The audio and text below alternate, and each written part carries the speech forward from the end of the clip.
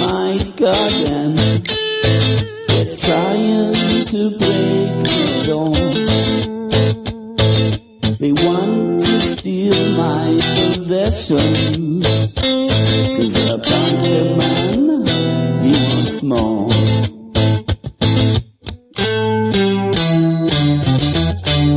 But I say, I'm in the bailiff, but I swear it was in self-defense. I'm in the bailiff, oh, and say it is a violent offense. Bailiff man always hated me. He wanted to make me go.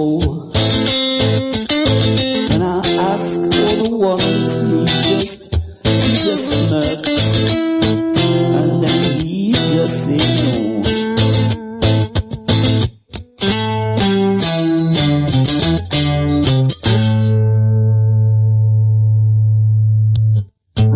In the bailiff, but I swear it was in self-defense. I say I'm in the bailiff, but I swear it was in self-defense. He was a big boy. For 25 years I paid my way. The banker, he want more. Bailiff man says I can't stay now, he's breaking down the door. I can take no more.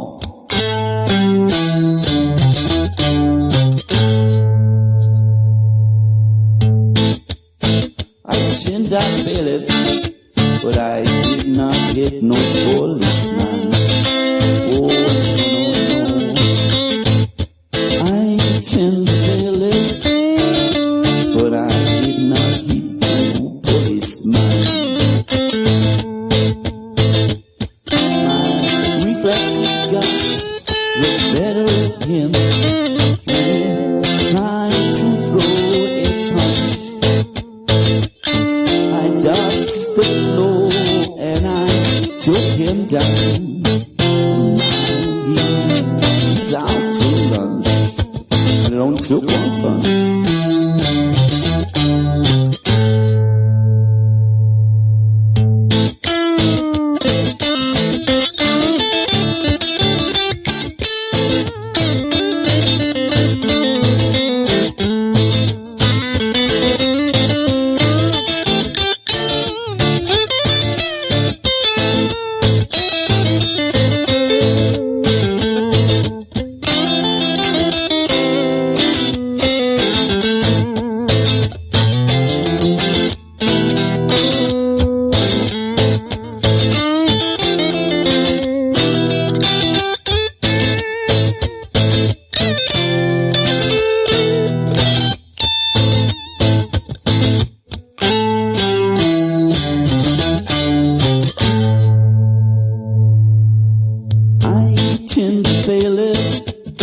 I say, but I did not hit no policeman.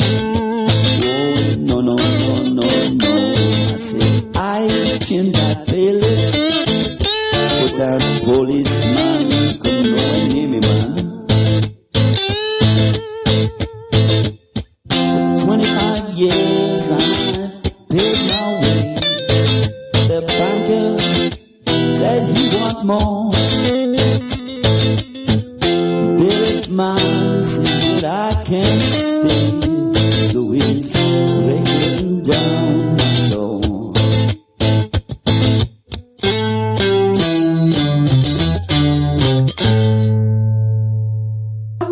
Good evening and welcome to Enemy Within. It's Tuesday night, it's the 15th September, and we're on peoplesinternetradio.com and we are seeking solutions. And first job tonight, I'd like to welcome Tom back from his holidays. Hi Tom, do you have a good holidays?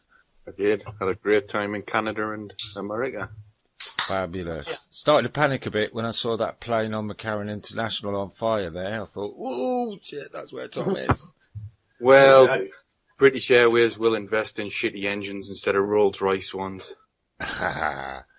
Yes, absolutely. And we've got tonight a marvellous lineup for you, and it's all thanks to Paul Webster. Paul's put in a lot of hard work and lined up some brilliant guests. And Paul, do you want to introduce the guests? Of course, can. Number one, I'll introduce Mr. Vincent Eastwood, who gave me my first ever platform to actually speak about anything that I'm doing. And this guy has run a radio station by the seat of his pants. He's reluctant to ask for donations and stuff like that, but you know, when you're doing this kind of work, if you're doing it full time, what else is there to do? So Vinny will tell you about what stuff's going on underneath our feet, so to speak. As Cliff Rockafella, he'll be able to mesh with a lot of what Vinny's talking about, but Cliff's got a lot of his own stuff as well. I'll introduce Jo Hoban. She can introduce herself better than what I could introduce her, because she's just been working with myself and mainly with Kevin and a few others to get decent arguments out into these courtrooms, because Jo's been a litigant before for companies, and she understands what courts work like, and she understands what documents are, and we're starting to paint them in. It doesn't matter what they do, it's what we do.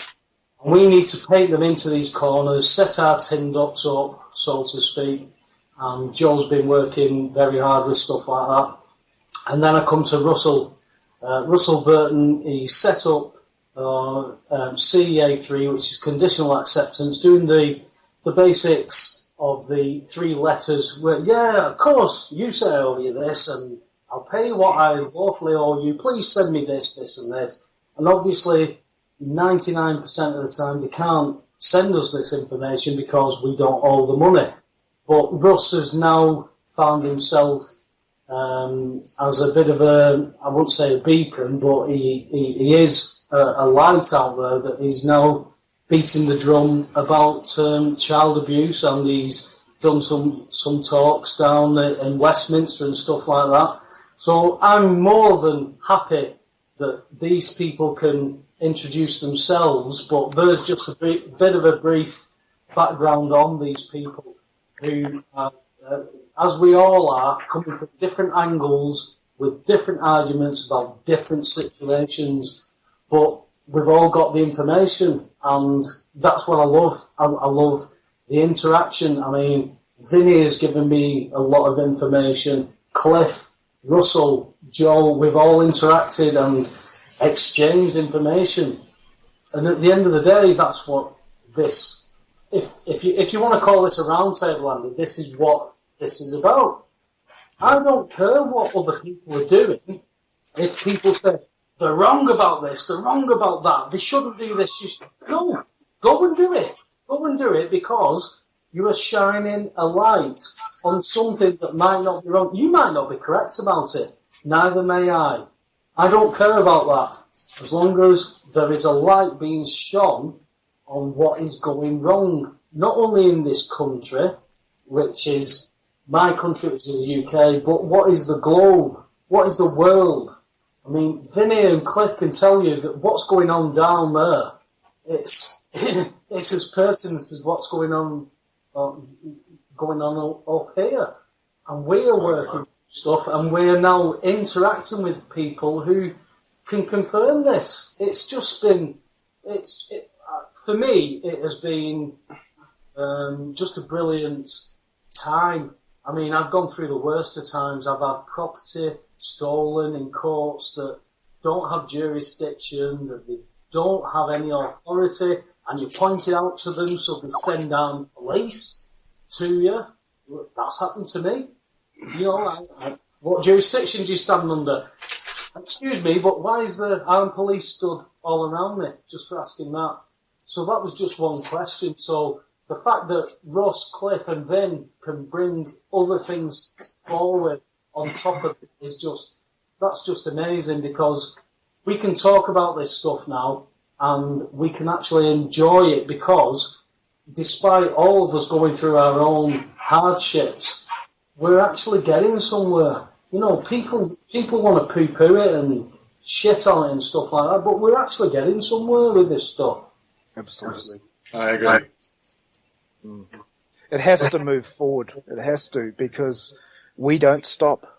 Definitely. And I'm still learning every day. So. Me too, Cliff. Me too. Well, this is the hope, isn't it, that everybody sees the tipping point before the tipping point actually happens. Yes. Doing what we do, we can't help everybody or save everybody, but we can make people aware. Yes. What's about to come? What's about to hit them right now? Well, just look around. Just look around at what is being tipped towards. I mean, all right. I can say I live in what we class as Europe. So can Andy. But Vinny, Cliff, you can tell us what's going on at the opposite end. Now, the transatlantic. What do you want to call it? The transatlantic treaty or the fucking what do you want to call it? There's three of them, and basically what you call them is a New World Order, or a ruthless criminal hereditary dictatorship, and the end of everything that makes mankind forever.com. And I didn't expect Vinny to be a conspiracy theorist. I shouldn't have brought him on. I mean, we're all conspiracy theorists. Yeah, well, here's the problem with being a conspiracy theorist. We're right, and it's taken so long. Well, go on, Vinny, sorry. The basic tenet of being a conspiracy theorist is that you absolutely believe, and nobody can convince you otherwise, that powerful people who have a lot of influence are prone to using their power to maintain or grow their influence. Bollocks. And a coincidence theorist on the other end of the spectrum is somebody who believes everything happens with the best of intentions. There's no such thing as deceit, backroom deals, corruption, or murder, or theft, or systematic scumbaggery. Nothing, no. And which of those two people sounds a lot more insane? And the problem is, people have convinced themselves that conspiracy doesn't exist. And that's the reason why conspiracy has become so massive. Alright? It's the same problem here in New Zealand. We're listed under Transparency International's, we're under number 2 of the perceived least corrupt countries in the world list.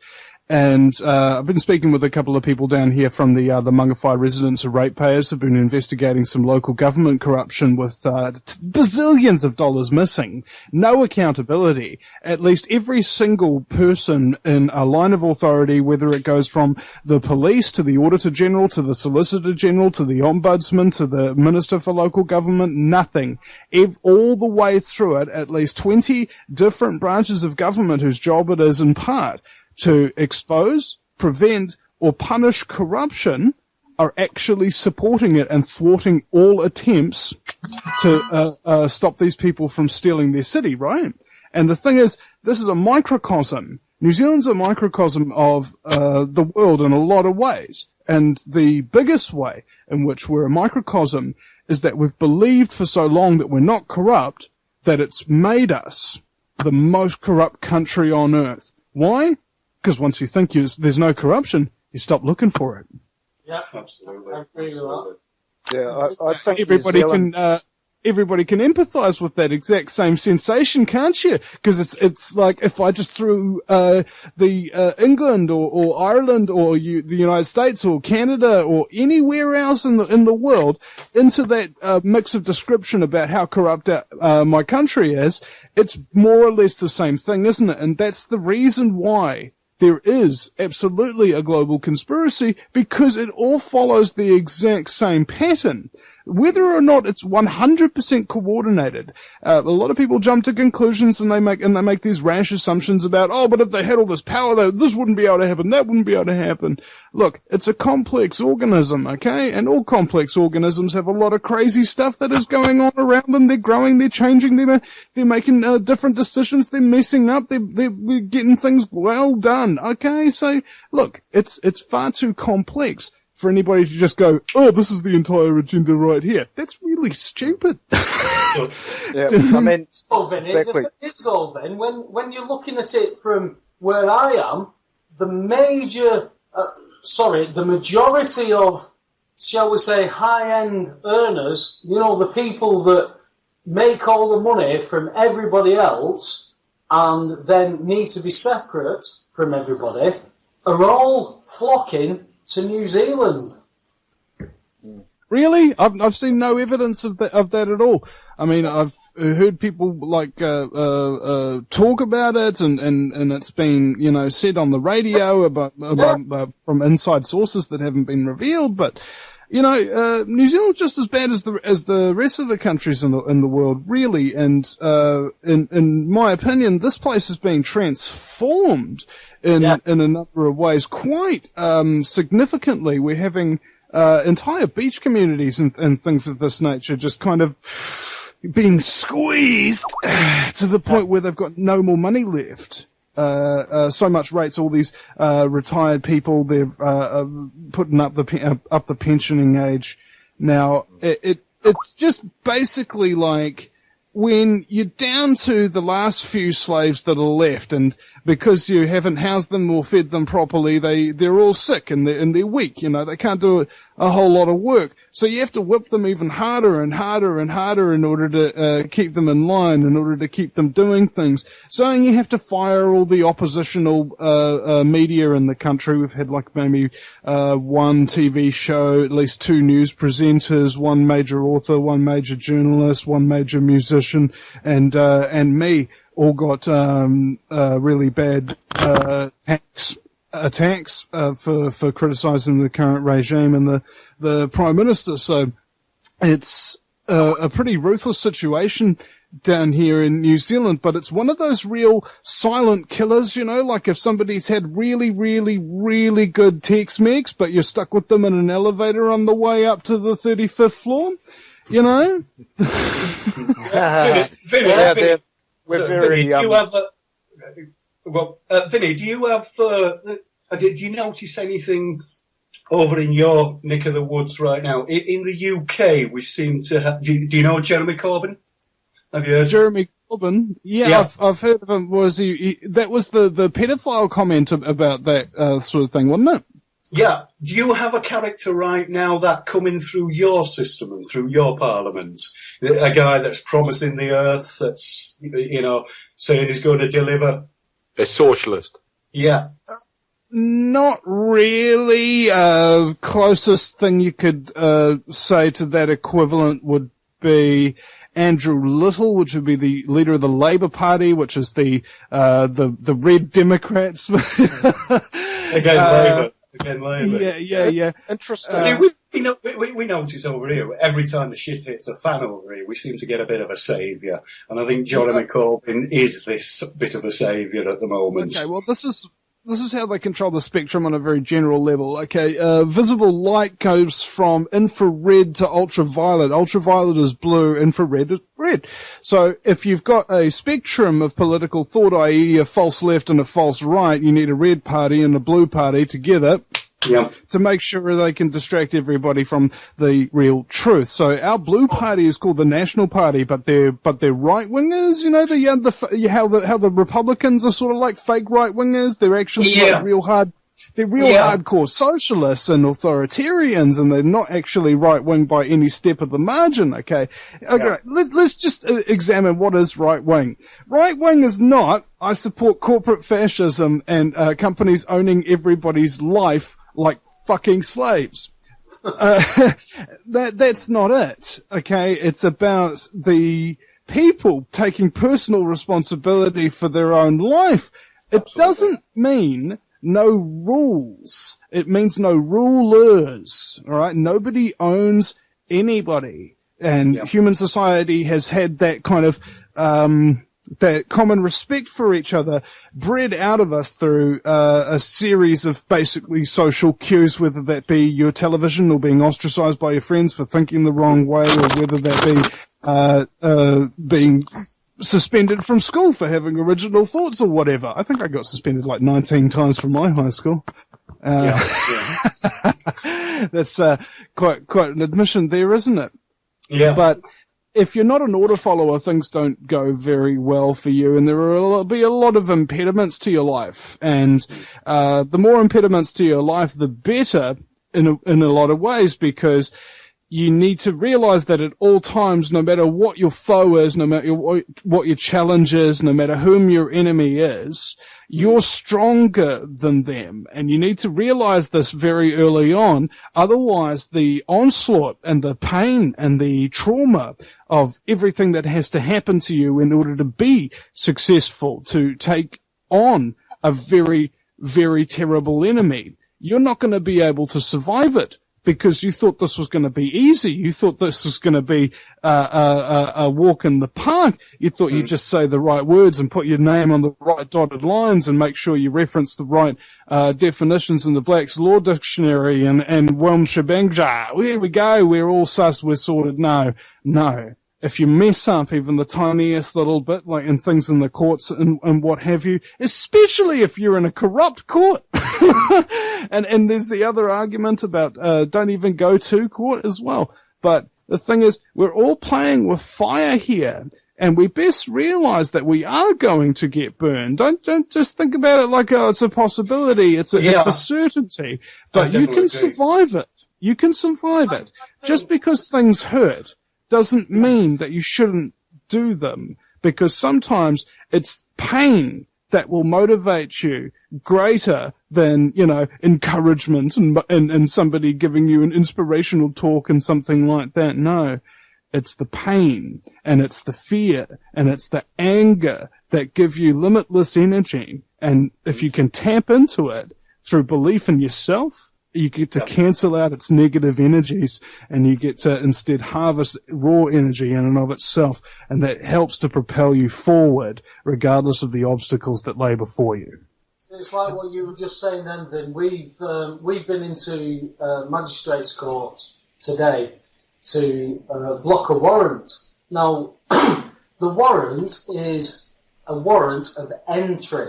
Now, if you want a warrant of entry to a property, it's got to be either a criminal aspect to it or a health and safety issue. Now, we've been told that there is no health and safety issue for these warrants, but they are being promoted because there is a £4,000 debt alleged on a gas bill.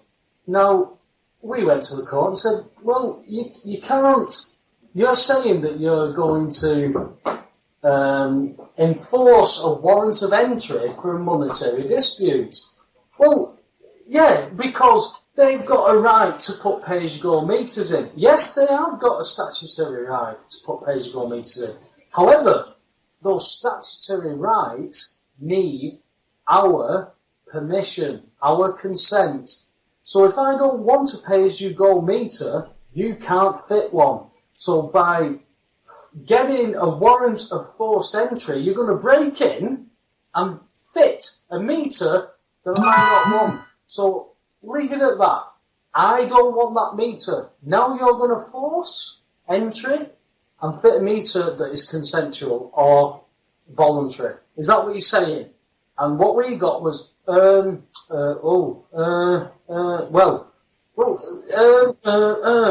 yes, there's a lot of going on. The fact is, you can't come into this property and fit a pay-as-you-go meter without consent. You cannot enter this property without a reasonable reason under a criminal warrant. And they go, well, this isn't a criminal thing. Yeah, okay. So then what are you doing applying for a warrant of entry? Forced entry. Well, no, they can take the locks out, she said. Yes, that is forced entry. If you take my locks out and come into my property without my permission, is that not forced? Well, they've got a right under such... No. You are working from the 54 Gas Electric Act to the 86. The 54 Gas and Electric Act is health and safety. And she went, hang on, I've read this. I've just read through this. There's nothing about health and safety. And I went, how much is there under the 54 warrant of entry is the monetary? And she went, well, none. Oh, right, so you can't force entry. Oh, there's legislation. No, I'm not interested in legislation. We're talking about criminal. You can't break into my property unless I'm telling you there's a gas leak, or somebody's telling you there's a gas leak, and I'm trying to blow the entire property up or the estate. Well, in theory. No, there's no theory. There's no theory. Your argument is criminal for a monetary dispute. I take the criminal away from it. Come and check it. Come and check the supply. Oh, it's not health and safety. It's just monetary. Then stop applying for a warrant of entry. Stop, because you're committing fraud. And this woman had to eventually adjourn it, and she's adjourned it before a district judge. Now, that doesn't mean that we'll get the truth, because we've gone before district judges who are more than willing to commit fraud, because that is what the system is telling the lower jurisdictions to do. Yet, we are now going above those jurisdictions, going to the Royal Courts of Justice, and we're being told from the Royal Courts of Justice, these lower courts, they're getting delusions above their grandeur, aren't they? We're going to have to take them in hand. You bring your documents before me from now on. They're going to cut the rope. They're going to cut the rope and let the lower courts drop. Yet these lower courts are operating under nothing but information given from the top. They're acting, maybe they're pushing the boundaries a bit and grabbing a little bit too much. Well, it's about intimidation. It's about intimidation, Paul. Exactly, but that's what's brought us about, Andy, because we've got an argument now in these lower courts are too good. So now we've got to go to the high courts. Now we've got to go to the Royal Courts of Justice and then look to Strasbourg. Now, the problem we've all had is that legal aid is non-existent. Anybody working can't get legal aid. They put the prices up for everything. I mean, an N244 form, a basic application form was 40 quid. It's now 170 for a basic. So if I'm going to High Court, what the hell are they going to expect me to pay? 1,000? I would have thought so. That would be with what we've done is we've spoke to each other in these underling courts, and we've gone, same judges did this against you. Yes, they did. Well, they've done this. Yes, they have. They're fraud with this and blah, blah, blah. So now, not a class action, but a group action. You know, because I think if a class action, you have a leader, and if the leader loses, the class action loses. Whereas with a group action, there is no leader. It's just, listen, we've all been fucked over here. Have a look at this stuff. And when we brought it before the masters down at the Royal Courts, they've gone, Jesus. Yep, you're right. You've not had the, you've had, oh God, these lower courts, because we're aiming at the top courts because they're the ones that devised this system. And bit by bit, we're taking these bastards apart. Do you see, Paul? Do you see the higher courts getting infringed at some point? Yes, I do. Yeah, I really do, because we're in a race, aren't we? Yeah, we are. And Russ, we're winning. That's the point about this. We're actually winning because the lower courts that I've dealt with, the lower court that I've been to today, can't deal with this stuff because our arguments are too good. So they're just going to go, I don't believe in this and blah, blah, blah. I'm going to have to adjourn it. Okay, well, you adjourn it. How long you had them tied up in this now, Paul? In this, with the warrant? Is it 2 years? 6 years. 6 years now? 6 years they've been tied up. And there you go, ladies and gentlemen. And they still go with it. They still go with it because the mass majority of people do not. We had this today. We were told, look, I've got 17 to rubber stamp today. And the court clerk says, she handed Aidan, my mate, she handed him his pack back and says, see, we don't rubber stamp everything. We do look into stuff, but hardly anybody ever shows up. Nobody turns up. That's exactly what she said to us. Nobody ever turns up. But don't you think that's one of the problems, Paul, that people don't turn up, so they just rubber stamp under the 54 Act and nobody questions it? Yeah. It's psychological. Yeah. Because as far as they're concerned, there might be gas. Somebody said that there's a gas smell. Issue that warrant. That's all they've got to stand on, because that's all they've got to hide behind. If you go to them and say, why did you issue this warrant when blah, blah, blah, blah, blah? Oh, well, they told us there was a smell of gas. But that would be just remedying the situation, wouldn't it? Not actually reapplying a new meter. Yeah, but that's the whole point behind the 54 Act, is that it's there to deal with basic emergencies. An emergency, yeah. Not a debt. Yeah. That's why the 86 Gas Act's there. Joe, the legal just clerk abuse. Joe, the legal clerk stated today, she looked through, she opened a law book, a statute book, and she looked through it, she got to the 54, she started to read it, and then she turned to me and Aidan and said, there's nothing in this about health and safety. Okay. Is there anything in it about monetary disputes? And she went, I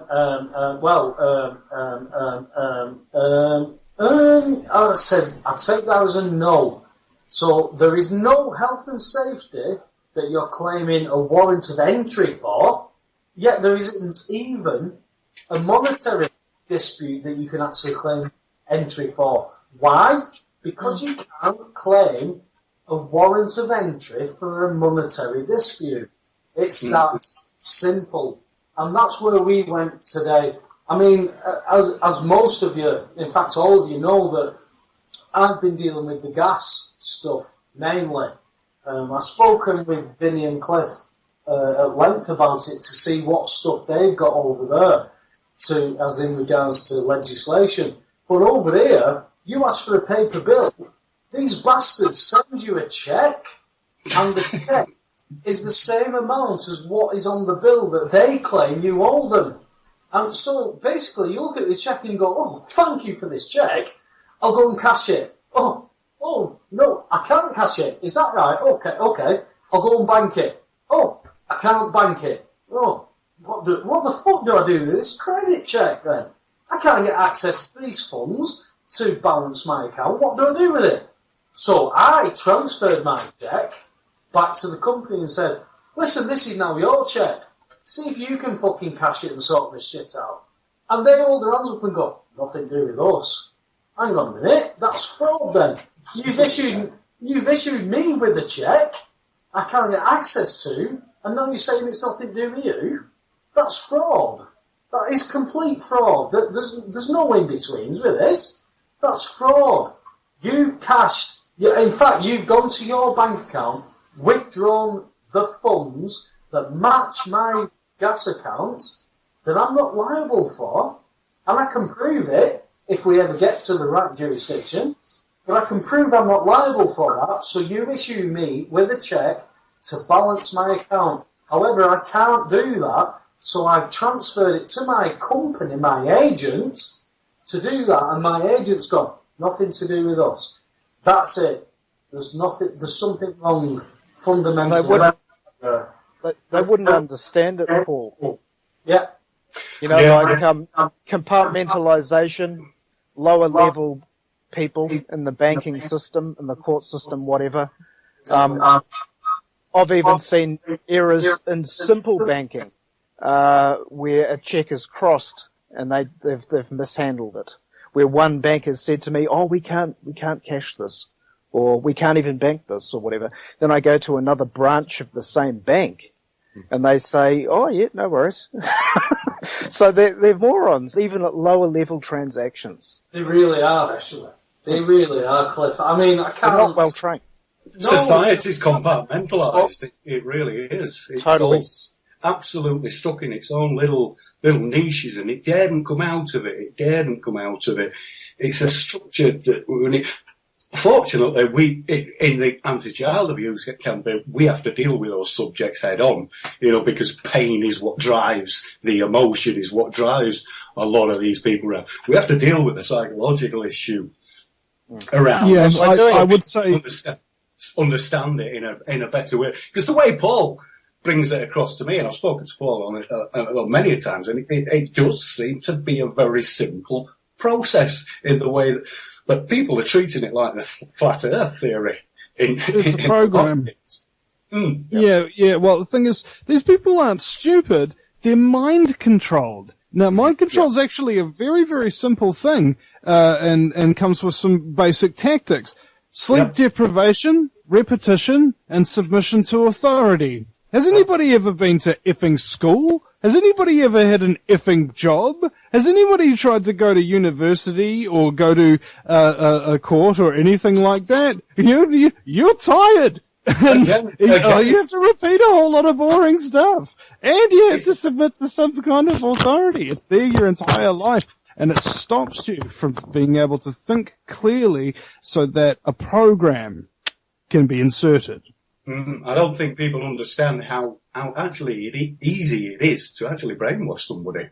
There's only a couple of events that you need to bring into their life to actually flip them over. That can be done through TV, can be done through, as you say, I spoke about it in Westminster, the pleasure-pain thing. This is how I believe they produce their paedophiles within the establishment, not within the social cares. I think they're child abusers, and I think there's a big difference within the structure. I think that's how they produce their, with groups such as MI5, Tavistock, torture, pleasure, pain. It's a simple process to flip somebody's mind. You just have to give them no choice. Absolutely. Well, it's like I said to Paul, it's intimidation, and that's how they enforce things that are not law. They try to twist the law. It's like filming the police in America. In all 50 states, it is legal to film the police, yet you will still be arrested and you'll be still put through the courts to be let off at the end. But that's enough intimidation to stop people doing it. Absolutely. I got a letter the other day from my rent office. I'd fallen behind 2 weeks with my rent because of whatever. But anyway, within 10 days, I'm getting a letter from the authorities, and these letters are disgusting. You people all get them at home.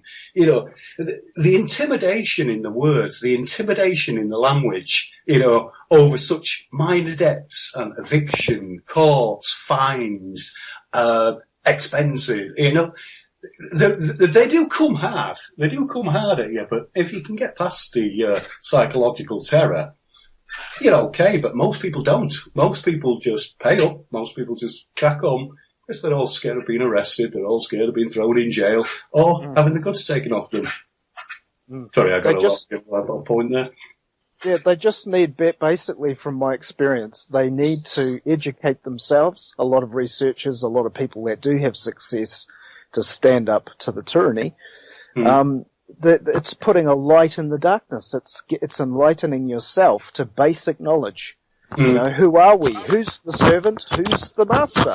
Like I said to my old man the other day, I actually do a course at the moment in hypnosis too. So I'm learning the hypnotic aspect of this trance that everyone's in. Yeah. And one of the guys on the course is he's a head man for public policy for our council in Auckland. Yeah. So it's brilliant to talk to him. And Yeah. I said, why is it that the media says that it's the council's parks and it's the council's this and that? Yeah. And he said, It's the people. and he said, yeah, and he said, it's not, it's not the council's. So he knows. But again, he's compartmentalized. Like I was telling him about the money thing, Paul, and he was listening almost like he was in a trance, but he was, very interested because he didn't know his rights. He knows he's a man. He knows they're a fiction, but he can't figure out how they've become the masters. And it's the media. It's the fucking media. Because the media is presenting the whole thing wrongly because the media is a private corporation and the judges in all countries cannot stop private contract. So the big corporate media can sell you whatever you like. It's like the maxim that says, let he who wishes to be deceived be deceived. Didn't the word media come from Meads, the magician's trick? Yeah. But, I totally agree, Vinny. I totally agree. I think the media's job is not being done, and ultimately people have lost all respect for it. Like, I call myself more of a comedian than a journalist, and that's because journalists have become a joke, and the comedians have now become the newsmen. Have you noticed that? They're clowns. Well, it's like you said, Vinny. It's the same blueprint wherever you are in the world. But the mainstream media caters to your section of the world, so a lot of people are oblivious to what's happening in the rest of the world, which is changing now in the age of the internet. That's why people are waking up, because they're seeing the same blueprint across the world. Hang on a minute, that's the same over the other side of the globe. Yeah, I'm looking down here and it's like you turn on the news and how do they even get these jobs? It's like, are you an idiot? Yep. Do you look real hot? Yep. There you go. Do you not ask real questions and actually more like comments about somebody's wardrobe when he's done the first private prosecution against a corrupt official in history of New Zealand? Okay, well, you got the job, son. Yeah, if you ask me, those jobs there, I think they come from the abused. I think there's abuse in a lot of newsreaders, sportsmen, soap stars. I think that's why they get the jobs. I don't think you get a job in this country unless you've got something to hide. If you've got something, if you've got something to sell, like your soul. Right, like I was talking with Ben Vidgen the other day. He's a pretty good journalist here in New Zealand, and he hangs out with the mainstream journalists and stuff. And of course, they're the ones buying the beers because they've got a platinum card, and they're like, Ben, I wish I could do what you do. Being an independent journalist and not having to control what you say and being able to do all of this stuff. And he's like, well, you can do it at any point, but the problem is you've got to give up the Audi, you've got to give up the platinum card, and they won't do it. All right, so they choose to sell their soul for money. Okay, it really is as simple a choice as that for me. And I think that's the reason why I started doing this full time. Is I could no longer consistently keep selling my soul for money. Not while the world's at stake, It's like, the world's at stake. What's a really good idea? Well, you could work about 40 to 50 hours a week for somebody who's a complete cunt.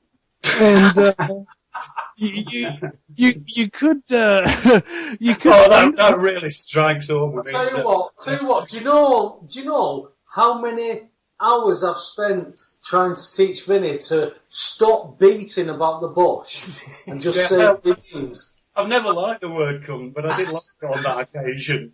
Oh, I just love it. Well, the way I say it rolls off the tongue.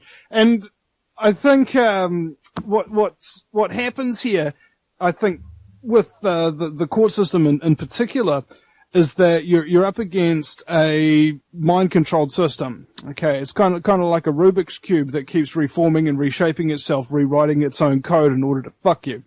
And that's quite a frustrating thing, because I think we have to let go of the illusion that authority can be trusted, that authority is legitimate, that authority in itself is something that we should tolerate, and just say, oh, well, you've got authority over me, and unless it's a life or death situation, where the expert is actually trained to keep you alive and what have you. Like if you're jumping off the side of a mountain in New Zealand with a parapod or something like that, and he's like, okay, pull your chute, and he's like, no, I'm independent, I'm not going to pull my, and he's dead. But because these people are lower down the rung, most of them are poorly educated in the law. Once we understand the basics of the law, like presumptions, most things are a presumption, the basics that contracts actually move, things like that, we can start to use that knowledge for our favour, because they don't understand. But when you understand the law, you're aiming for an agreement. Once you have an agreement, they stuck like a possum in the headlights. They don't know what to do, and they've agreed. And then it's just a matter of, well, let the record show. Let the record show that we have agreement here today. Does anyone have a counterclaim to our agreement? Totally. And if nobody's going to say anything, then they're screwed. Yeah. Well, that would be assuming that you are dealing with people who follow their own laws. Yeah, well, it's not so That's matter. the problem. But there is no law, because they keep changing it, right? Because contracts move. So it's not a matter of, the point is this: if they go silent and there's an agreement, Cliff, where's the attack? They've not told you, Cliff. They What's haven't that? told you they've changed it. That's what. No, it doesn't. That's what Vinny's saying. They haven't told you that they've changed it. They've just changed it. Yeah, but it doesn't That's matter. where people need to, the likes of yourself, where you constantly upgrade yourself with information. Same with Vinny, same with Joe, same with Ross, same with Andy. Everybody upgrades themselves with new information. I couldn't sit on the information I had 5 years ago, because the information I had 5 years ago is not only still pertinent, but it's changed. It's evolved. I mean, the fact is, if anybody would want to talk to me about utility bills now, and I mean gas, water or electric, in the UK, if I ask for a paper bill for all three of them, they will send me a bill with a credit check attached. I can't get access to that. So I transferred it. They decide that they can't do that. Now, Ken Dobson, who I was trying to get on tonight, he is using the accepted for value method, the A for V, but he's sending it straight to Her Majesty's Treasury. Now, if he does that, that requires some response, but he's not getting any response whatsoever. Why? Because I would fucking put everything I own on the fact that British Gas are taking money via a cheque. In my case, they are withdrawing what they claim I owe them, and they put it into a cheque and issue it to the payee. That's me. So they've taken up two positions under the Bills of Exchange. They are the draw and the drawee, because the money's paid into their cash draw. It's paid into their Santander, Alliance and Leicester corporate bank account. They've withdrawn that and issued it in a cheque attached to the bottom of a fucking bill that they've given to me. I can't do anything with this. What do you want me to do with it? They don't really want me to do anything with it. The fact is, I can't get access to the funds. I transfer the cheque back to the company and they ignore it. So what else do I do with it? I don't know what to do with it. So what Ken Dobson was doing, and is doing, he's taking those cheques and he's sending them straight to the Treasury. Balance this account. Because I'm not liable.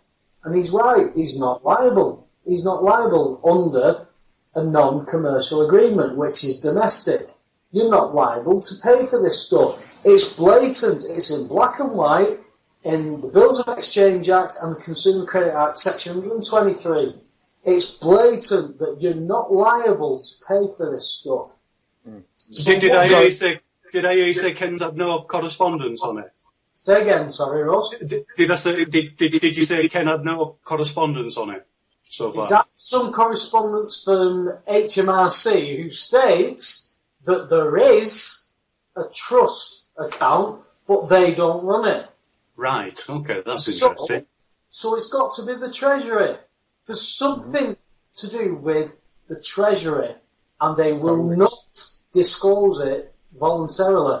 So we're all trying to point at it from this direction and do this and do that, and it's all about trying to pressurise these people into coming out and being lawful.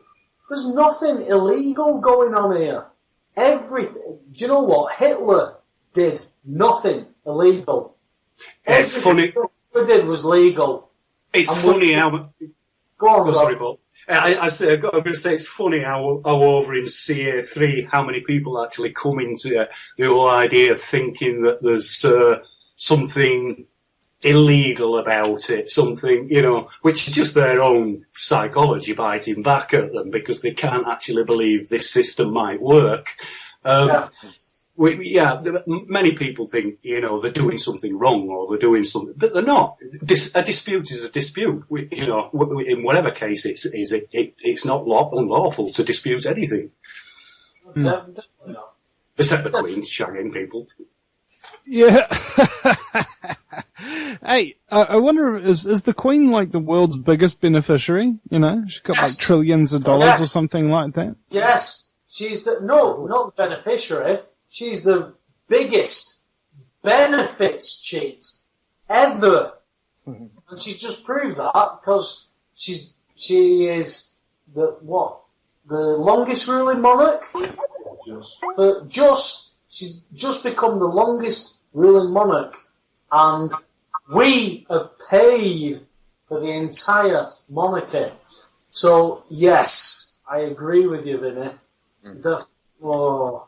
There was this one time I remember reading an article where they were going to cut a whole lot of benefits for the poor and homeless people of England, and then simultaneously the Queen was asking for extra couple of million quid allowance so she could heat the palaces that she doesn't live in. Yeah. You need to buy your grandson a new helicopter. It's like, we've all been. You know what I'm gonna do? I'm the Queen. I'm gonna sit on a golden throne and then tell everybody about austerity. It was Philip who needed a golden dildo. And she does it with a smile too. Vinny, it's kind of like this real creepy.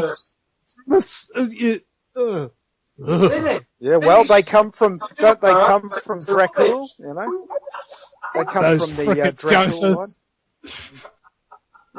one. Prince Charles admitted that just not long ago, Prince Charles admitted that their lineage goes back to Dracul, the guy that would, or Vlad the Impaler. And so Prince Charles goes, so I think we have a bit of a stake in this. Ha ha ha ha ha. Prince Charles He's got a stake for the upkeep. He's paying for the upkeep of the forest and the castle in Transylvania. They're literally descended from Dracula, Again. Prince Charles is paying for the upkeep of the forest and the castle in Transylvania. Is that right? Oh yeah. Mm-hmm. I mean, you've got to keep the family lineage alive, That was when that news story came out about the lineage. It was because he was paying upkeep of the forest and the castle. You can find it on Google now. Search for it. Oh, okay, so they've known for quite a long time then, haven't they? And we've only just found out, allegedly. Yeah. European royalty goes all the way back. It's always been the same. Vlad the Impaler was just royalty. That's all he was. Yep. How many children go missing in the UK every year? It's about 12,000 on average. Yeah. Yeah, 12,000 children a year. Now, if you were the royal family, for example, let's say there's 10 of you and you need to kill, maybe, I don't know, a couple of children a day just to keep yourself healthy. It's just saying the numbers sort of seem to, correspond a little bit. How many royals are there versus how many kids they need per day in order to sustain their skeletal form? That's not controversial anymore, then. Hey, look, it's the only thing worse than my jokes is the truth, all right? So if we're talking about tens of thousands of children going missing and without a trace every year, I think we kind of need to avoid that topic a lot of the time because it's freaking traumatic just thinking about it, right? Just thinking about one child being tortured, raped, and then eaten at the royal palace is bad enough. But to expect there's like a buffet, with them all lining up and with 1,000 MPs in British Parliament history, maybe 300 still of them sitting, Probably it's quite hilarious when you talk about the lineage to Vlad the Impaler or Dracula drinking blood, because the royal family, when they get old, start pumping the veins full of children's blood. They replace the blood. That's why they live so long. One of the reasons. The other reason is, funnily enough, the groom of the stool. Yeah. The guy who wipes the Queen's bottom and all the various members of the royal family. The reason they do that is because they inspect the stools for disease and cancers. So they catch them literally as it's in the body. Plus they'll have all the technologies that we don't hear about that can purify blood and all the rest of it. Yeah. Oh, maybe somebody just knew she was full of shit. And they know that she's so full of shit that they actually need to give someone a full-time job in order to examine that shit, bro. Listen, you need a footman of the stool. You need that. I don't know what I'd do if I didn't have something to pat my ass. It's an esteemed role. You've got to be a high up lord to. It's a mystique. You're right. Well, hey guys, back to the resolutions again. I've got some interesting stuff in the last few months I've been doing and coming across. The first thing is that Vinny, you've met Bill Turner. Yeah. Yep. So I've been working alongside Bill Turner quite closely. And he's been having meetings and that up in Auckland and stuff. But for those that don't know Bill Turner, he's another New Zealander that is right on top of the bills of exchange type stuff of law. He's but the thing is, he's actually doing it, and he's showing me all his latest alignment of documents to create agreements for payment, right? So, but what Bill's doing is he can pay any charge that's put against him quite easily, and he'll definitely get a win. And he's using the birth certificate, okay, but he's using the stamp method, the private to public stamp methods. All of this is a bit technical, but he'll get a win. But when it comes to the utility companies like gas or possibly telephone, whatever the state owns, is what, Paul, you're talking about. The state owns these assets that the private people of New Zealand, the real men and women, we have a right to free. We have a right because they're an investment of the people. They serve us. But when it comes to a penalty for a breach of a code or ordinance or whatever, well, that's a bit different to a utility. A utility, what we're doing is we obviously want to get the thing paid and preferably have it continue to be getting paid. But when it comes to a penalty, you break some sort of code, your straw man or whatever is going to be dragged into court and you're going to deal with it. Well, we definitely get success with that. And there's a lot of ways you can do it.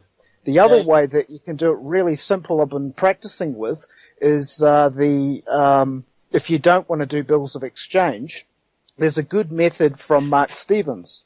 We had Mark Stevens on our show a while back, and I've been joining their group to do role plays. So if people want to at least stand up for themselves and assert themselves, you practice. Practice methods, especially say the Mark Stevens method, which trains your mind to see the fiction and to challenge the fiction. And we're challenging the fiction by saying, hey, we've got what he'd do is say, hey, I've got a signed, guilty, I've got a document here that's a ticked box for a guilty plea. Because remember, when people get penalised for something simple, you're dragged into court. They want to have a pleading, right? At an arraignment, they call it an arraignment. So you say, okay, well, I've got a piece of paper here with a tick box saying I'm willing to plead guilty as long as you show me how this applies to me, basically. Or can you show me that of how this applies to me? Can you show me the obligationary contract that obligates me to do it? And of course, they're never going to do it. So there is more to it, but basically that's the two ways that are manifesting around the world that are powerful and that are working. Well, right? So, yeah. when I look at it from my point of view over in the UK, I don't know what other countries have in place for what they want to call economies, right? Because the economy that is in place in the UK was put in place because basically they had no money. They'd spent everything, they'd blown everything, whatever you want to call it. There was no money. So it was put onto the backs of the labour.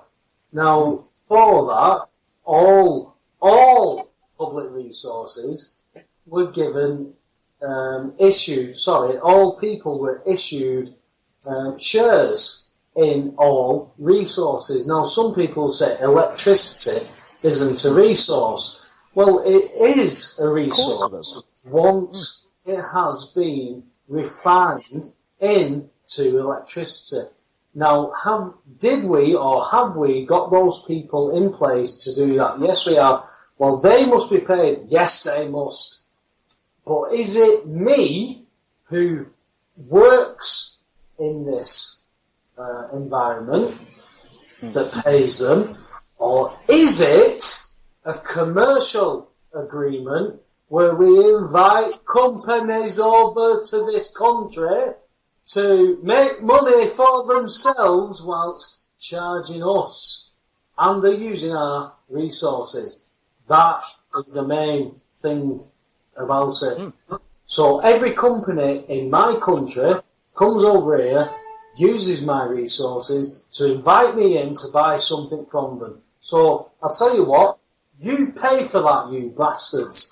Because if I've got a house that I don't pay electricity, gas or water on, and then next door I've got a shop that I invite people in to sell things to, all of a sudden I must provide finances to pay for the shop. That's a commercial agreement. That is beyond dispute. That's a commercial agreement. You pay for these resources. Oh, you're a non-commercial agreement. Ah, right. Well, you don't need to pay for these resources. And people will say, well, people do this and people do that and they don't want to pay for this. No, it's bollocks. Why would you send me a fucking cheque to pay the bill you claim I owe you? That's ridiculous. I wonder what had happened, Paul, if, we were talking about Jeremy Cook, because he's been talking, hasn't he, about bringing the utility. I mean, he's talking about the rail service at the moment, but one leads to another. He's talking about bringing the use. I wonder where we'd stand then if they came back under public ownership. Well, this is my point exactly, Russell, because for 3 years I've been trying. My MP for my local town is Andy Burnham. So I think you got it right first time. No, I can't say. I can neither confirm nor deny that, Russell. But he is my local MP. He is, or was, the shadow health secretary. So I went to him and said, why are your constituents not putting their heating on and risking death when they're not liable for it? And that was 3.5. Under health. Yes, come under health. I would say it was now come under health. That was 4 years ago. That was 4 fucking years ago that bastard will not see me in my local surgery. And I've emailed him and his personal assistants on several occasions. They're not interested because I am stating that these people don't need to pay out of their own cash for these arrangements. Gas, water, and electric. Fuck right off. I don't care what you want to say about, nobody's going to make these arrangements. Who's going to pay for the refinement of this and that? Fuck off! It's the commercial agreements that pay for all that. So if you want to run a business and charge me to buy your products and you're using my services, fuck you. Fuck you indeed. Because at the end of the day, I owe nothing for my utilities because that is how it's meant to be. I don't give a flying fuck how many people have been taught, you must pay for this because you've used it. Yeah, I was taught that, but that isn't the truth. Yeah, I agree with you. Yep. I mean, the subtlety that people are missing, including in the public, is you have they say on the bill of exchange, they say payment, correct? They say, we want payment. And then you turn it over, in New Zealand anyway, you turn it over and they say, these are your options for payment. So they do tell you what to do over here, on the back of it. They say, you can pay it here, you can pay it there, you can pay with this, you can pay with that. So, but the problem of the subtlety of this is that in the public, with any country with a fiat currency, a paper currency, we only have the privilege of discharge, not payment. Discharging. So they should know that. So, so that's an issue you can bring up with them. Hey, hang on a sec. As far as I'm aware, we only have the privilege of discharge, and you're telling me to payment. So you want it paid? How do you want me to do that, sir? I don't know. But, that's another issue of point. We've got to hold them on point to a fact that we can agree to. Yeah. Well, we were saying this earlier on, wasn't we, Paul, how people get very distracted by side issues that they bring up. Yeah. And as you're saying there, keep them on point. It's the same in conditional acceptance. In conditional acceptance, they try to move the clients off point, whether it's any other argument. And the client is so far right of what he's actually arguing about now that he's forgot his own point. Yeah. And then fear comes. Then fear. But I mean, my conditional dispute was always, look, there's the letters. Now fuck off. I'm not going to engage in any more conversation with them after that. That's it. And stand in your own ground. Can you explain your letters a bit? Like, what you mean by that? The letters. Well, we're basically just asking the original creditors to prove the debt.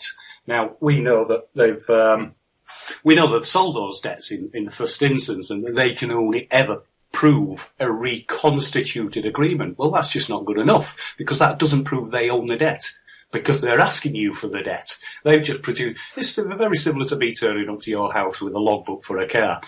Just printed it up on Photoshop. Can I have your car? You're not going to give me it. Yeah, this is exactly this. It's exactly the same thing. And it's what we asked for. We just asked them to prove the debt. There are other issues in there in the letters. There are minor points, but I believe that those, in fact, now 2 years down the line, do get people out. So, stand in your original dispute, people, and work to that rather than getting sidetracked. And when I mean people, I mean the audience. rather than getting sidetracked with what a debtor wants you to be sidetracked in, because he'll drag you every other way he can. Yeah. Interesting point just raised there by Rob Freeman, who's just joined us in the chat. Good evening, Rob. Good to see you around. Rob. Evening, Rob. Can't wait to get you on the air again, mate. And he's saying that attempting to pay in bankruptcy is dishonour. Correct. Yeah, because it's against public policy. Yeah, it's against, and that's another thing you can hold them to. Hey, you're in breach of by you attempting to get me to actually pay the debt. You haven't proved what I can pay it with. And did you know you're in breach of public policy? Nice one. Are you aware that you're in breach of the commercial code of the state? Are you above the law, sir?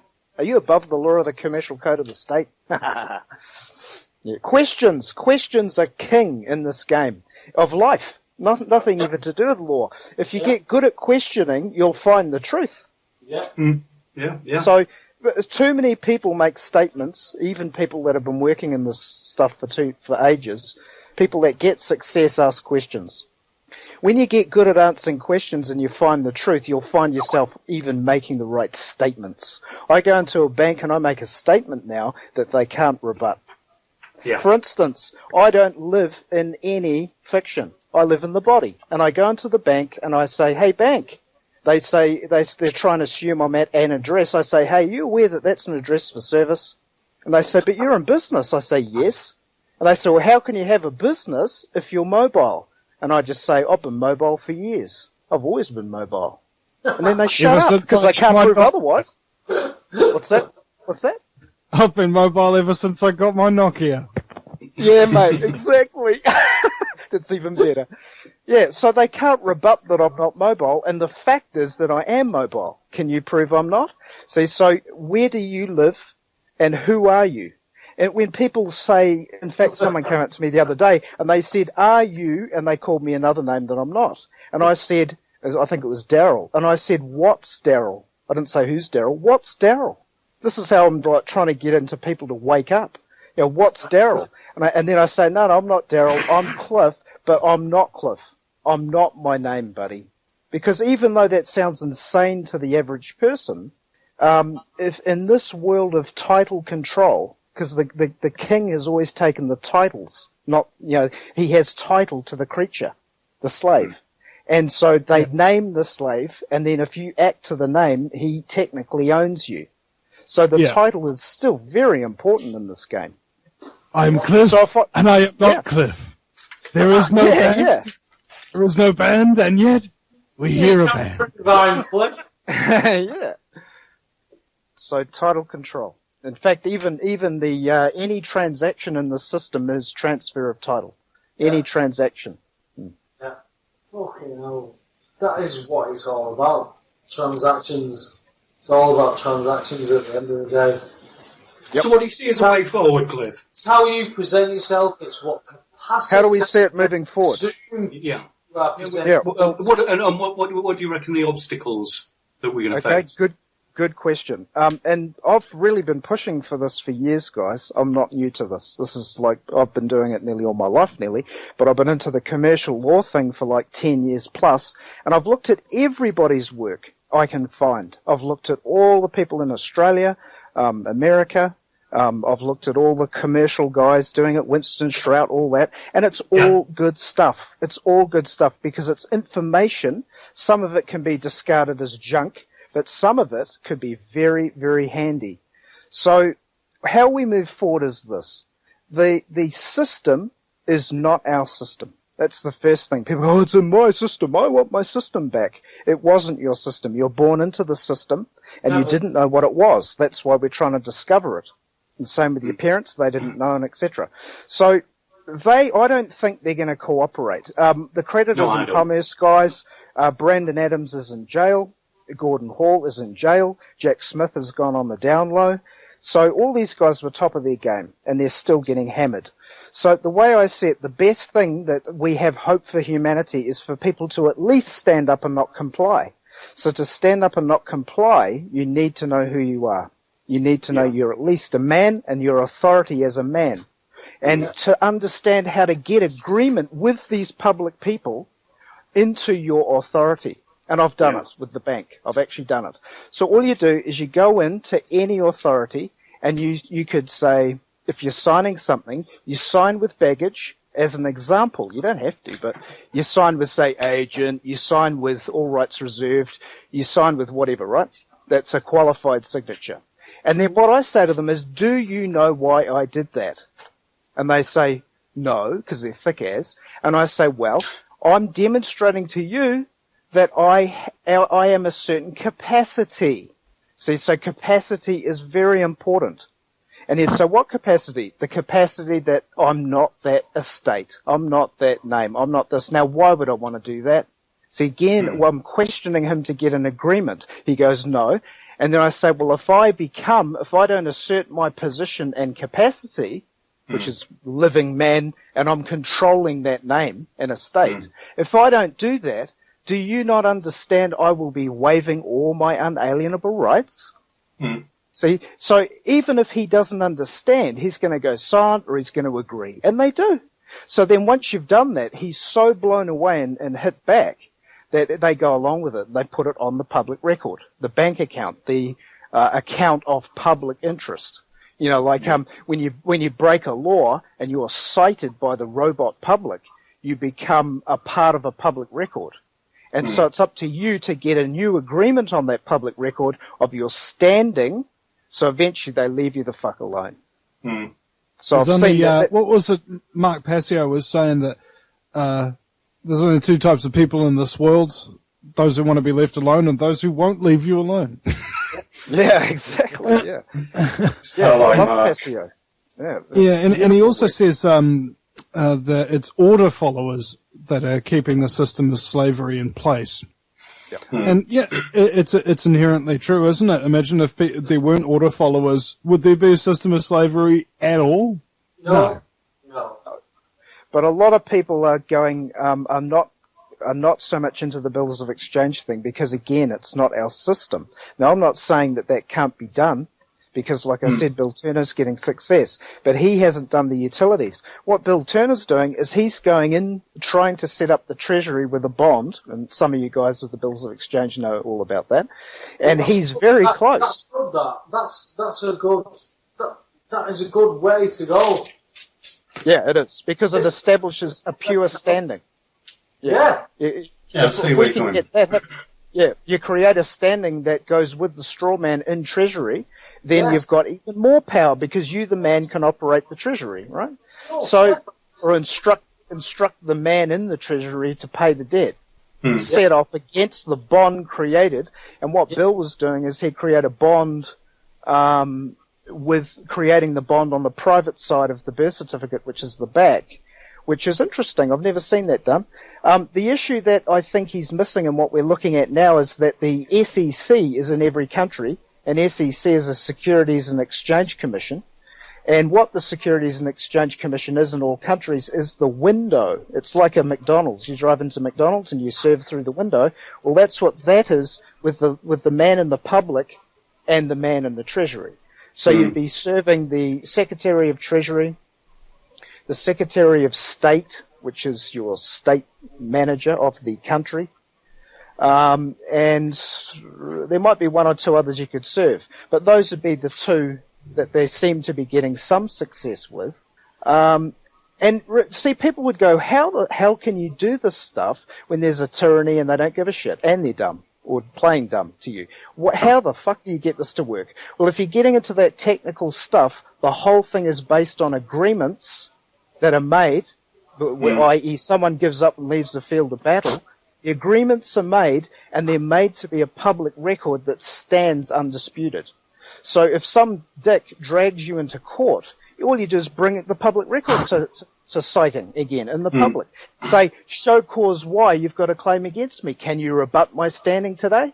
See what I'm saying? Well, it does take us individual people, out there, and going into court and doing that stuff. That's a level of sacrifice I'm not prepared to make.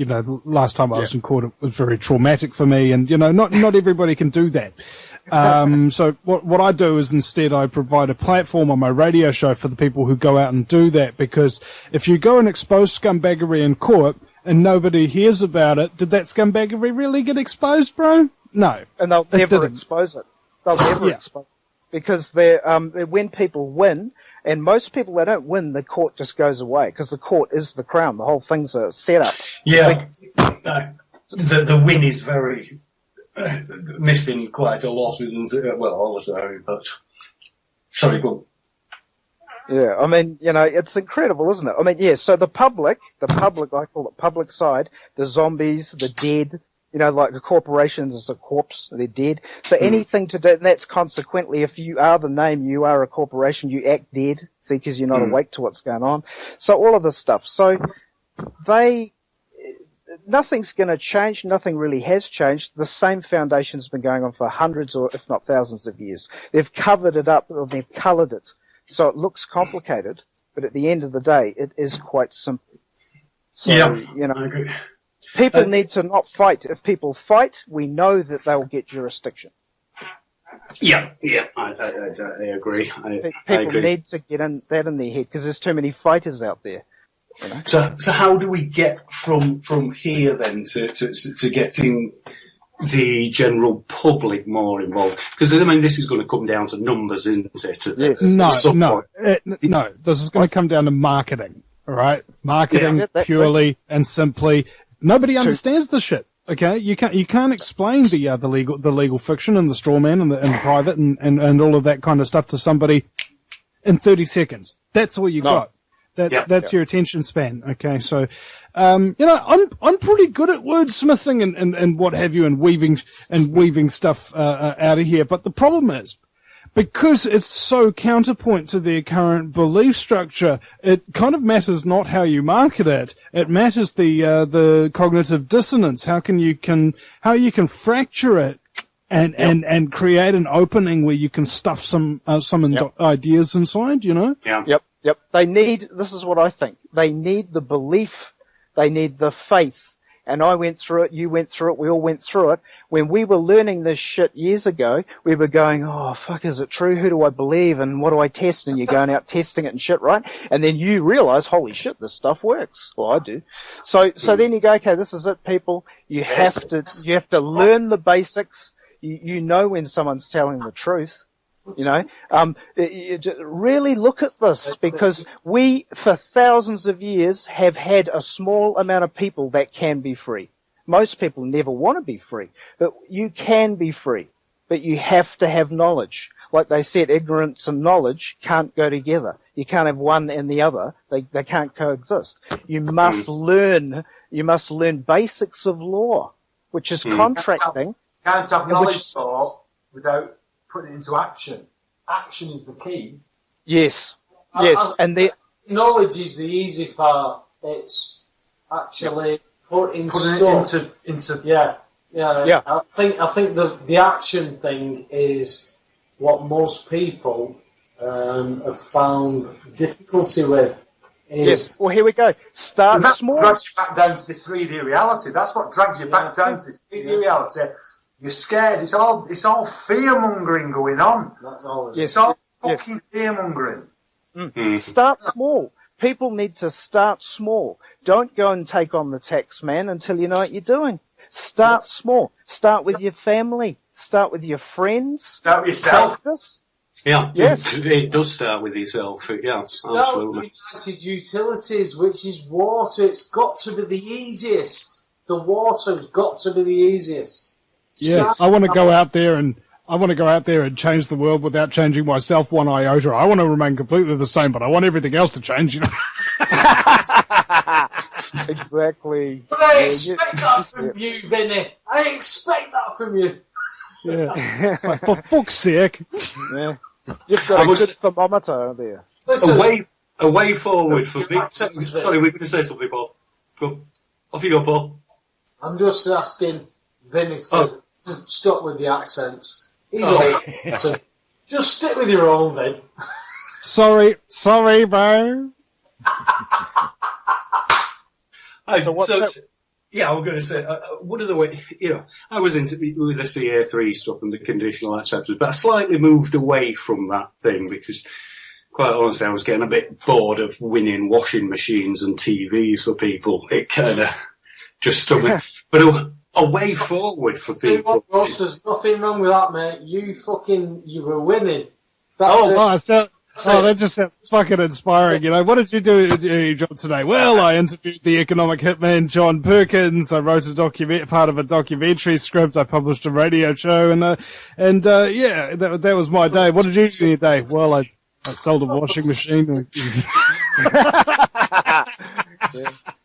Slavery, everyday slavery. What will get us through is unity. That's what will get us through. We see lots of stuff going across social media, lots of groups, whether it's law or whether it's common law or the debts or the court systems. What I've been trying to ask people over social media is to all support your own campaigns, but I think between a collective, we've got to put some energy into one and drive that forward. Reason I moved away from the debt thing, and then into the child abuse campaign was because I believed that we stood far more chance of catching these people. Because for me, the courts, the courts of law, criminals protect themselves with law. Once you unfurl the law, you're still dealing with a criminal. And he's going to be quite nasty about it. So, the thinking behind of it is we have 90%, or should we say, on an average, 90% of society that's just oblivious to everything. So we need to engage those people. Now, we can't engage those people in debts. We can't engage those people in the law because, for most of them, they just don't get it. They can't come from Coronation Street to then start talking about definition of words, and it's just not their concept. This is why I moved into the child abuse campaign, because they do all understand the child abuse. They do, and once presented with it as factual, because a lot of it is not factual out there, once presented with it, we can remove these people and then work to a better system. And I think that it is the child abuse that catches them out because it's provable crimes. Exposure. Yeah. Exposure will create the people to not consent. Like if they know what's going on and they can see the bad side, they'll think, oh, what can I do about it? Yeah, I think Britain would be horrified if it saw what was going on behind the scenes. Again, within the child, thousands of children. Could you imagine hidden camera stuff like that getting out? What that would do to the public consciousness? Yeah, and here's the other thing. The other question is, how strong is the program? How strong is the program? Can you sit there, watch children being abused on television, being exposed, hidden cameras, see the face of your Prime Minister, right, in that video, and then see a big media whitewash just saying, oh, that wasn't something, they'll make up some frickin' bullshit, they always do. And, what percentage of the public will just sit back and go, oh, all right, well, they kill and abuse children, that's all right, I guess, I mean, they were disadvantaged children, they weren't upwardly mobile until now. Yeah, I mean, child abuse is in the UK. It's the deficit. People are actually trying to get the deficit down, like trading children within the social services. It's mind-boggling. It's absolutely mind-boggling what's underneath the system. It's just human trafficking, pretty much. And the governments have become, they've set up these different agencies that act as a front. In New Zealand, it's called Child, Youth and Family Services, which literally translates in Latin to human trafficking meth ring. And in the local New Zealand law nomenclature, and it's the same thing everywhere you look. In the United States, Child Protective Services 9 times more likely to be sexually abused. So they're basically just front companies so that they can take children and have more power than police in order to do that, so that they can prevent themselves from being investigated. Also, they have their own courts, what they call family courts and things like that, which have no recordings and they're different from regular courts. The law doesn't exist exist there. They and you create go it. to prison if you speak out. Yeah. Exactly. So it's a criminal cabal who have set up an entire legal entity that is a law unto itself, so they can continue to steal, rape, and abuse children as much as they like without breaking the law. Yeah. Absolutely. I mean, I was over in Wakefield a couple of days ago with Mickey, some of you guys know Mickey Summers. I was over there. Mickey Summers was over at Wakefield Social Services, and we went into this meeting with a gentleman called John Wilson, who was the corporate director there. And I couldn't believe what I was hearing. Mickey presented his case, and it was just simply good enough for these people just to say he didn't exist. All his files for all cases were lost. 4 cases, 4 files, all gone missing. We hear it time and time and time again with the victims and the survivors. Their paperwork has gone missing. They just become deleted. And now the system wants him to prove that he was there, rather than... How do you do that when your records go missing? Russell, I thought it was fantastic. The answer is you can't, and I think that the reason why people don't figure this out is because they're good people, right? Good person doesn't think to themselves, hey, it's a authority that says that it's there to protect children, so naturally it must be the direct opposite. It must be there to abuse and kidnap them off of people completely illegally. So I think if you pretend for a moment, just put on these opposite land goggles, like in They Live or whatever, it's generally a bit closer to the truth than what you tend to get told on television or by any authority for that matter. So if you consider those 2 basic assumptions of life as, one, if it comes from an official source, whatever they're explaining to you something is, or what his intention is, it's closer to the opposite. And number 2, if it tastes really good, but you can't make it in your own kitchen with ingredients you can find, then it's a soft kill bioweapon. I agree. Their hands move differently from what their voice says. They don't do what they say. It comes across as a lie. We're going to do this for you. Oh, I'll vote them in.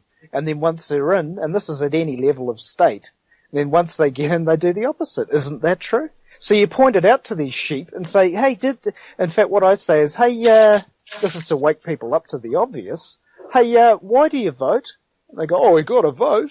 Oh, okay, well, do they keep their promises? I can, no. In the whole governance thing, and I must have been aware of politics since, probably 7 years of age.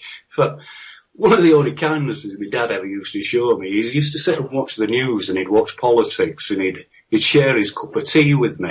He actually gave me a sugar addiction as well, because the twat took 5 sugars in his tea. And so I'm not sure whether I was watching the politics because I wanted the sugar, or I wanted the politics because I wanted the attention. But moving on. Anyway, I was involved from politics for about 40 years, and I've never ever seen anything come through in a positive light for the people. Never. And the people back off every time, whether it's the ECB, whether it's miners, whether it's poll tax, whether it was Iraq war, always back off. It's time for them to stand up. It's time for them to stand up and start taking it. Because the system that is doing all this to the stuff that we've talked about tonight that's in a panic right now. Especially over the child abuse stuff. It's in a panic right now. It's at a level where it either has to be caught or it has to stop itself from being caught, which means society will definitely have its any social rights taken away from it, because they need to sweep. Because with you were talking earlier, the day of shame is coming at some point. I would rather we brought that so we can control that, rather than just letting it collapse and and formatting into chaos. Yeah, Russell, just if we can take things in a slightly different direction there, that pricked my ears up when you said about social control there.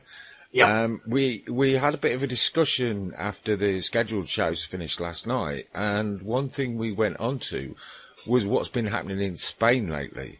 and they're getting some really draconian clampdowns on there. Have you seen what's going on over there? I haven't, if I'm honest. No. I think Frags was reading out from an article, and they're talking like something like €600,000 fine for waving a flag outside a government building near an election.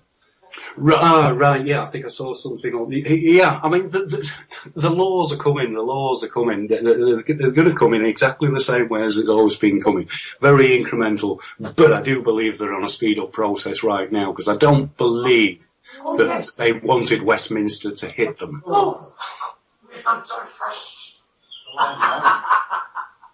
Who's that cackling in the background there, bro? Cackling in the background. It sounds like Black Hat Tommy. Hello to you all. Anyway, Hello. my name's Adrian. I'm sat on Paul's couch. Yeah, don't listen to it. I'm the one that's You laugh like a supervillain, Adrian. Hello, Vinny. Happy to talk to you, and I'm really happy to listen to all of you as well. I'm not quite up to speed with some of the things you're getting on with, but my heart and my soul and my spirit is in with all of it, and we're all fighting the battle, brothers. We're all fighting the battle. So we just have a little private chat. Forgot the microphone was on. So anyway, crack on.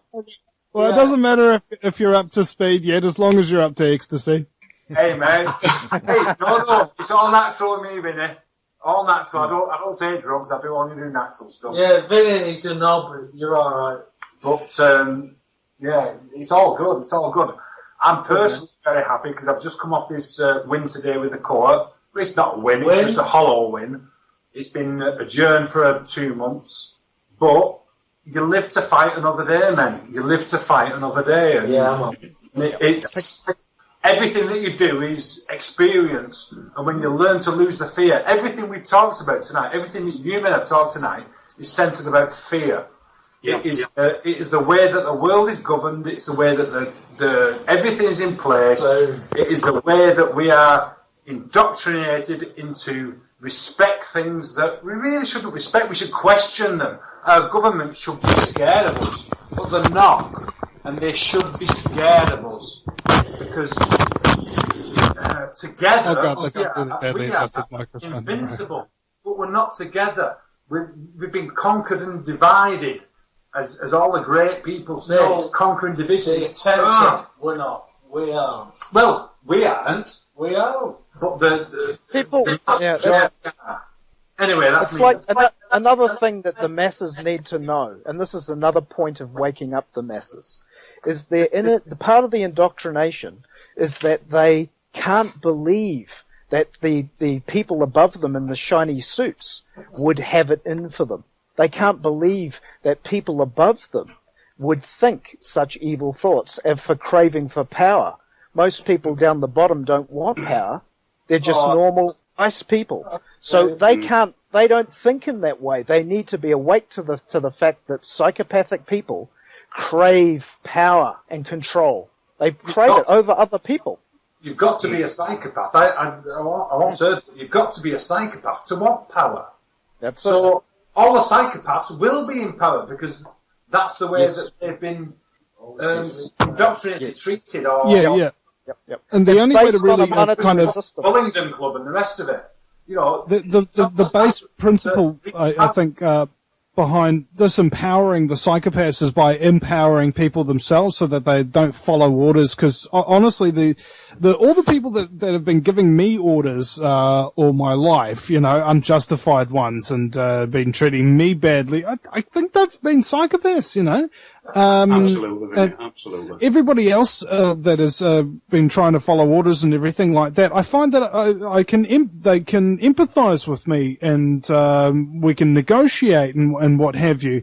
But the psycho ones, no, there's no room for error there, bro. It's a very scary beast that you're dealing with, and that's why I think they've been in control of humanity since our inception, and why they've always been there. And this is the reason why psychopaths cluster towards government jobs. It's like, hey, here's a position with power and respect, and that I can feel special in. I'm going to be gravitating towards that. hey, man. there's these other people that are more talented than I am, more intelligent, more creative and things like that. You know what I'll do? I'll start spreading bullshit about them everywhere and to try to destroy their reputations based on complete effing lies, so that when they go up for review and that promotion comes up, I'll be the only one with an untarnished name that the person will promote. And then I can fire these two other people that could expose me for lying about them. That's what bullies do, isn't it? Basically, it's school ground bullies. Yeah. When you take it right. Paul, you might want to mute your microphone there, brother. We can't hear anybody else. Say again. Can you mute your That's microphone? better. We couldn't hear anybody else there. It's okay now. There was some interference on your mic, Paul. No, that's fine. Eddie was speaking, but I can't go beyond the fact that there is so much information to state that there's something just not quite right about the world. You know, if you wanted to just draw a line to that would envisage most of humanity throughout the world, depending on what infrastructures you want to protect and blah, blah, blah, blah, blah, blah, blah, blah, blah, blah, blah. Well, let's not talk about that. Let's talk about what is infrastructure, what is realism, what people want. If you break it down to brass tacks, like, for example, Exactly. nobody wants war. No, nobody wants war. Good point. But War people- is everywhere. But war, we live by war. What is war? What is war? What is war? Destruction. It It's is. profit. Yeah, but war is profit. And it's based on old fucking bastards thinking, I want that. Let me talk to my two Antipodean friends here now. That my two children at school, high school. Antipodean? Yeah. Who? Don't remember. Oh, Antipodean. Vinny, Cliff, you're on. Yeah. You're on. My two. I don't know how the education system's working down in your way, but in my As far as I know, education systems don't work anywhere, but Yeah, it isn't working. two teenage daughters are at school now, and our history at school, the history education, comprises of 20th century warfare. That's it. That is a 5-year curriculum of my two daughters' history lessons. Wow. 20th century That war. is fucking wank. And Well, the whole system is a it's war one system. smack one head. Yeah, this whole system, the world system, the Freemasonic system, is a war system. Because commerce is war. War is commerce. And we have a commercial system they call an economy that is supposed to serve the people. But they've openly come out and looked at it, and they've found that the people serve the economy. I love it how Because they use these words that sound like other words, like the word economy sound like he's conning me. Yeah, exactly. Yeah, the words are talismanic. The words are Freemasonic too. All of your whole systems Phonetics. are Freemasonic. It's so funny though how it works its way into kids. It's Alanis Morissette, and isn't it Masonic? Don't you think? It works. See, words are like music. They all carry their own individual vibration.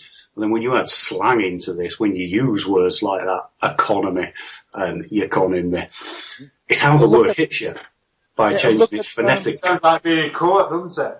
Yeah, Look yeah. at You use the look at English. You know, Look at the word security interest. There are two words that are double-edged. You got security for who? For them or us? You got interest, which is a compound of on a investment, and then you got interest. I'm interested in you. So those two words they use in the news, and they're getting consent. In fact, nearly all our words have two meanings at least. Yes. At least. So which definition of, like Bill Clinton said, what is when he was doing the Monica Lewinsky? That's Bill what the Clinton- definition. That depends upon what the definition of the word is. Yeah. Yeah. And they had to fold it because it has so many you've different... got to understand what Another you've got pedophile, to by the way. Yes. I said another pedophile, by the way. Yeah, well... Listen, Clinton clearly stated that he did not have relations. Sexual relations. In fact, even stated sexual. Then, I don't even want to know how far. I think he was. Yes, I did. Yeah, but then you realise they spent more on that inquiry than 9/11. Exactly. You know, they spent more on that than 9/11. I think he was talking about he didn't have. Yeah, well, the other one.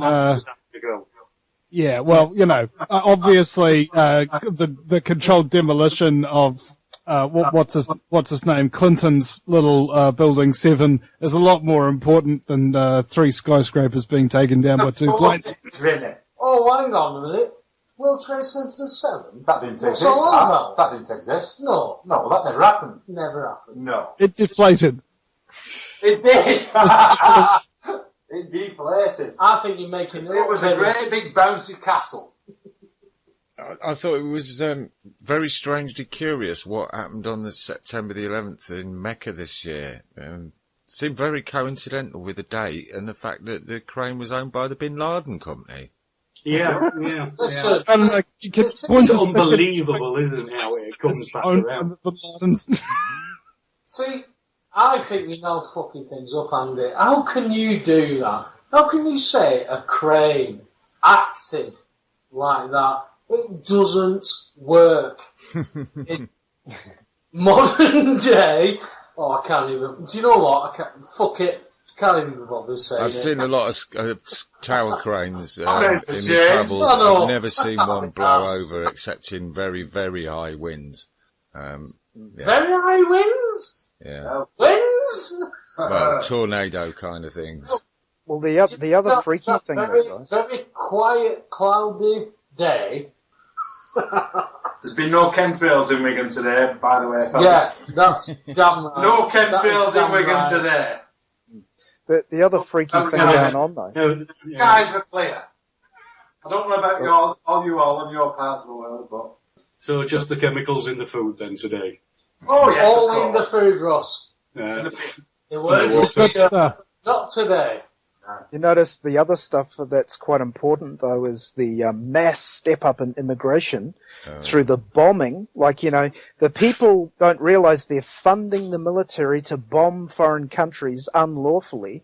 Correct. Oh, well, they do it all kinds of ways, but they'll go in, and now all these Middle Eastern countries are absolutely going through hell, and we're getting mass immigration into Europe, New Zealand, Australia, Canada. I mean, they said in the news Canada's accepting 90,000 more refugees this week, you know. So this is destroying cultures of not just our own countries, but also the Middle East. So I love the irony here. Okay, NATO comes and bombs a whole bunch of country and turns them all into refugees.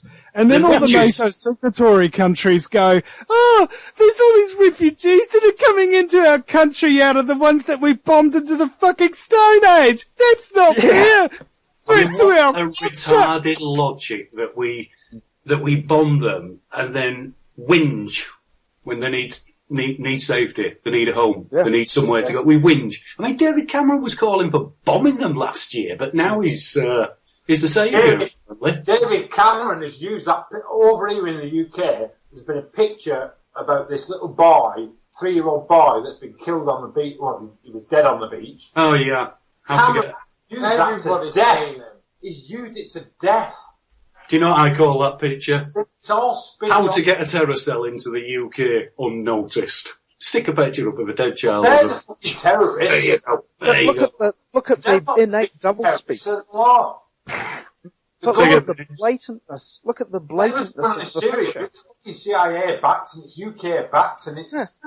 But look at the blatantness. They said in the news this last night, I was watching it with the parents, my parents, it was my dad's birthday, and you could see that... Yeah, you could see the blatantness. You think about it. I had to point it out to them. They couldn't see it. I said, here they are at war with Islam, and they actually said that in the news. Oh, we're going to go and we have to keep bombing the Islamic people. They pretty much it's all about religion. And then here's this mass immigration happening, and I was saying, huh? What a contradiction. They're letting in the Islamic people that they're bombing, because remember, the religion is the control to create war. Religion is the mind control. So here they are bringing in destruction of culture plus mind-controlled, angry Muslims, and then they've got to get a job and survive. So they're either taking the jobs at home or they're on a benefit, right? They've got to do something. They've got to feed them, and then it's more hatred and conflict. So this is how they create war. They're trying to create another war. Or they're already at war. It's XYZ, Cliff. It's Agenda 21 all day long. Yeah. It's an idiot's logic, isn't it? To say I'm going to bomb your children and then give you a home that I'm trying to radicalise as well at the same time. It's an idiot's policy. I mean, it's not going to be long before we know what's coming. Yeah, people can't wrap their head around how calculating these psychopaths are. Not only do they bring down the Twin Towers, but they have money invested in insurances so they can make money on the towers. Oh, yeah. Yeah, absolutely. So they don't, when they make a move on the chessboard, they've got 5 or more outcomes with one move. Yeah. They're playing the most complex game of global checkers anybody's ever seen, and these Swedish scientists fed the world financial data into a supercomputer to find out who owned everything. And it turns out there's like 179 companies that control about 62% of the global economy, which means those 179 companies control the global economy, and they're owned in turn by less than 1,000 people. Mm. Yep. It's very odd as well with the Syria thing, wasn't it? That we had America calling for them to be bombed again just before the influx of the refugees. These psychological games that they play, because it's certainly. I mean, look at the support it's drummed up. I'm getting people. Have you noticed how it drives us all nuts listening to their lies? Yeah. Any time when I just yell. One time I hurt my throat because I was watching television. It's a bad idea to put me in front of the television news because I'm intelligent and I've got a temper. That's why I don't have a TV, mate. I don't like TV. Yeah, I threw mine out over a year ago. Best thing I ever did, bro. I've still got the thing. I've still got the square thing, but I hook it up to YouTube and listen to people like you, mate. That's a brilliant statement there and a bit of good advice for everybody. Unfortunately, these 2 hours have just whizzed by and time's beaten us, so I'd like to just ask, before we close the show, if anybody's got any links they'd like to give out. I'd like to, if you don't mind me just doing something for a few events that are coming up. Please do, Russell. On the Child Abuse. As I say, we just had the Wakefield event. Big shout out there to Mandy Copeland, Kaz Tigger, Mickey Summers. Mm-hmm. Mandy, you were absolute star love on that event. But we've got the Nottingham Says Enough is Enough event coming up on the 3rd of October. If you can join us down there, guys, that's going to be another great event. This whole anti-child abuse campaign is coming together now. It's becoming professional, organised and disciplined. We're making some real strides in here, especially with the police force that are tasked. I can't say enough about them. Absolutely fantastic officers. If you can join us down there, me and Mickey will be down there. It's great to see you and great to talk to you guys. Thank you. Thank you, Russell. Anybody else? Oh, we got that. I'd like to just give out my websites. It's the VinnyEastwoodShow.com. That's Vinny with a Y because it's the most important question. And Eastwood, go ahead, make my news. And I'm on AmericanFreedomRadio.com 4 days a week, and for those of you listening live, I think about 6 hours from now, I think if I'm still awake, I'll be doing my radio show, which will be nice. Yeah, thanks to yourself and to Cliff for getting up at the crack of dawn to come on and talk to us tonight. It's absolutely fabulous. Yeah, Cliff, thank you guys. It's been a pleasure. have you got a link for your show, please, Cliff? Pardon? Have you got a link for your show, Cliff? Yeah. Well, my show's kind of on hold at the moment. I'm looking to sort of your show, isn't it, Cliff? Yeah. I'm going to be working on doing my own stuff. I'm starting to get savvy with computers. But people can look at my the best place if people want some really cool stuff, because I've been looking at occult for years and years and years, is go to the Cliff Rockafella, and on Google Plus I put up a lot of stuff there with no inhibitants. YouTube's too anal. They don't like me, you know. So Google it's becoming Plus, very muted into YouTube. Yeah. But I've got a big collection of stuff I'm going to build on lore, occult, and showing you the real truth of what's going on here. Thanks, Cliff. Sounds great, mate. Sounds great. I'll be really interested in look at that. And with that, I'd just like to thank all of you for coming on tonight. It's been absolutely fabulous. And I must apologise to Joanne, because I don't think she's hardly managed to get a word in. But I'm just going to... That's unusual, that. It's all right. I'm here. I've been listening. I've just been dealing with the clamped car. Oh, right. Okay. Thanks for joining us anyway, Joe. I'm just going to play out with a little bit of a tune that I'd like to dedicate to all of you guys that have come on tonight and to everyone in the chat room, People's Internet Radio. Andy? Yeah? Sorry, can I just 1 second quick shout from my boss? Go for it. As we were talking. Boss, you're a cunt. Thanks, everybody. Well, let me just thank Vinny. Let me just thank Cliff. Let me just thank Russell. Let me just thank Joanne. Because they've all come on at a point that we needed to chat about different types of things. Yeah. And they've all brought those points. And thank you for lining it all up, Rob. Yes. It's all about inspiration. No, forget that.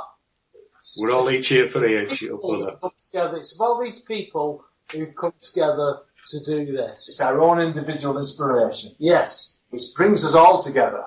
Okay. It really does. Thank you, guys. This Love little you bit all. of... Love you all. Take care, boys. See you guys. Bye-bye. Take care. Night, everyone. This song Bye-bye. is for Night. all of you Night. guys out there doing great work.